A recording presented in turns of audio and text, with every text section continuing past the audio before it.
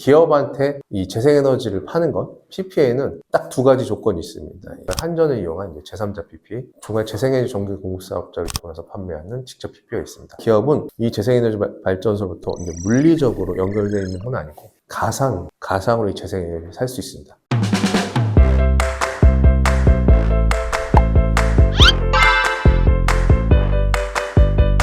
안녕하십니까. 주식회사 유재의 박세호입니다. 최근에 재생에너지 시장에서 가장 이슈가 되고 있는 건 크게 두 가지를 들 수 있을 것 같습니다. 첫 번째는 RPS와 REC 현물시장 폐지에 대한 내용과 그거에 대한 법안이 발의되었다는 이런 내용이 하나가 있고요. 두 번째로는 기업이 실제로 재생에너지를 이런 PPA 제도를 통해서 구매를 많이 하고 있다. 이게 가장 재생에너지 시장에서 큰 변화라고 생각이 됩니다. 그래서 저희가 기존에는 주로 문의가 오는 고객들은 실제 재생에너지를 구매해서 아리백이라든지 전기요금 절감이라든지 탄소 중립을 하려는 실제 기업 고객이 많았습니다. 최근 들어서 가장 큰 변화 중에 하나가 요즘은 RPS하는 그런 태양광 발전 사업주 혹은 이 태양광 발전소 인허가 나서 태양광 발전소 지휘하는 신규 발전 사업자분들께서 기업한테 재생에너지를 파는 이 PPA에 대해서 많이 문의를 하고 있습니다. 그래서 오늘은 순수하게 태양광 발전 사업 어쨌든 우리나라 재생에너지 시장은 메인은 태양광이니까 기존 태양광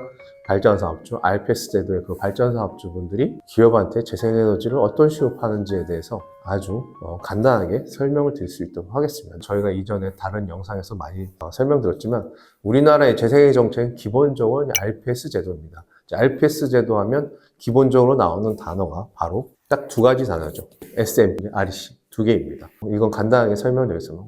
태양광 발전소 생산하면 여러 송전탑이나 송전망을 이용해서 실질적으로 수용가에서 전기를 쓰게 되는 거죠. 이런 발전자에서 생산되는 전기도 쓰시는 거고, 이거에 대한 유통이나 이런 거는 기본적으로 한국전력이 담당을 하게 됩니다. 이건 너무 단순한 내용이죠. 실제 재생에너지 전기를 생산해서 팔았으니까 기본적으로 한국전력에서 태양광 발전소한테 매달 이 단가에 맞춰 정산을 해서 매출을 올리시는 거고, 추가적으로 이건 재생에너지를 생산했으니까 REC라는 인증서가 한국에너지공단에 나오는 겁니다. 그래서 이거를 실제로 한국에너지공단을 통해서 장기 계약을 할 수도 있고, 현무시장 거래를 통해서 한국수력원자력 같은 발전자한테 REC를 파는 그런 개념입니다. 기본적으로 우리나라 RPS 제도는 이런 식으로 구성이 되어 있습니다. 그 다음에 좀 특이한 케이스는 기본적으로 땅에서 생산되는 재생에너지와 이렇게 건물이 위에서 생산되는 재생에너지 요거에 따라서 이 REC의 가중치가 달라집니다. 기본적으로 최근 들어 임야는 가중치 0.5, 건물은 1.5죠. 그래서 이렇게 생각하시면 될 것 같습니다. 그래서 기본적으로 이게 기존의 RPS 구조의 재생에너지 거래 방식입니다. 그래서 우리나라 RPS 제도가 거의 2, 3년 정도 됐으니까 다들 SMP, REC 이 구조로만 다들 사업을 많이 진행을 하고 계셔서 그거에 대한 이해도가 상당히 높습니다. 근데 기업한테는 어떻게 파는 것이냐? 기업한테 이 재생에너지를 파는 건 PPA는 딱 두 가지 조건이 있습니다. 한전을 이용한 제3자 PPA, 정말 재생에너지 전기 공급사업자를 통해서 판매하는 직접 PPA가 있습니다. 단순합니다. 재생에너지 발전소가 생산됩니다. 여기는 수용가 어딘가에서 당연히 이 전력은 소비가 되겠죠. 실제 기업입니다. 기업은 이 재생에너지 발전소부터 물리적으로 연결되어 있는 건 아니고 가상으로 이 재생에너지를 살 수 있습니다. 이게 바로 직접 제3자 PPA라는 제도입니다. 그래서 일반적으로 태양광 발전 사업주가 한전과 거래하는 한전 PPA하고는 약간 다른 개념이고, 기본적으로 기업한테 PPA를 통해서 재생에너지를 가상으로 공급을 하는 순간 꼭 많은 분들이 헷갈려 하시는데 SMP, REC가 좀 사라집니다. 요걸 잊으셔야 됩니다. PPA라는 순간 요건 사라집니다. 오로지 PPA 단가만 남아있어요. PPA 단가만 남아있습니다. 그래서 실제로 그 발전소하고 맺은 PPA 단가에 따라서 발전량에 대해서 정산을 받는 그런 구조입니다. PPA 단가는 당연히 여러 가지 시장의 여건에 따른 그런 조건들이 있겠죠. 기업이 사고 싶어 하는 가격이라든지 시장 가격, 기존의 SMP, REC라고 팔았을 때 그런 발전소의 기대 수익 이런 게 있지 않습니까? 그런 걸 보시면 될 것 같습니다. 그거가 다 감안이 돼가지고 PPA 단가가 매겨지게 되는 거고요. 기본적으로 당연히 시장에서 어느 정도 흘러가는 그런 시장 단가들이 있습니다. 그래서 PPA만 남게 된다 보시면 될 것 같습니다. 이게 바로 PPA고요. 여기서 가장 오해를 하시면 안 되는 게, 기본적으로 이게 만약에 임야다. 임야에 있는 태양광 발전소다 받는다 하면 가중치가 0.5 아닙니까? 근데 이제 이 PPA, 기업한테 PPA로 재생을 공급하는 경우 REC 가중치라는 개념이 완전 사라집니다.